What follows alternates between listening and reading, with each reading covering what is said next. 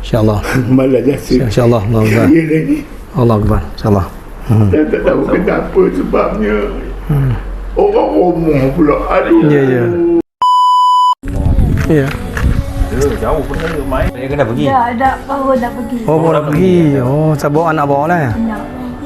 Stroke tu jatuh ke apa ke? Dia jatuh rumah. Oh, Dia- apa pagi? Sebelum tu dia dah sakit kaki yang kata kaki dia membalas tu. Dia wajah dia pergi wajah kaki dia sakit. Makan ubatnya kalau ikutkan dia terbaik makan ubat. Jaga ubat makanan. Tapi kena. Itu tu lebih pula ya. Dia yang pergi manis boleh tahu tu macam mana? Apa dia? Luka tu. Memang waktu kena tu lah. Serentak. Serentak dia kena. Bila tu Kerja di mana sekarang? hilang. Oh, kilang di mana? Di Waktu Oh, berat-berat tu. Oh, dengan berat tu. sebelum berantai tu. Siam. Dah sebulan dah ya, dah mula kena tu. Oh, lebih lah sebulan. Lebih dah ya. 3 hari ke? 3 hari sekali. Jari ni Kalau air, sekali. Air. kalau ikutnya lah. Ha. Oh, tu sekarang. Awak kata ada juga 60 orang kena.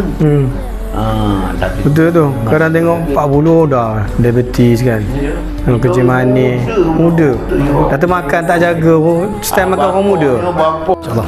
Okey lah. Okey. InsyaAllah. Okey lah ni. Jom. Saya minta diri dulu. Sumbangan surah dan juga pihak pusat khidmat. terima kasih banyak. InsyaAllah. Moga dia memudahkan urusan. Moga dia beri kesembuhan. InsyaAllah. InsyaAllah.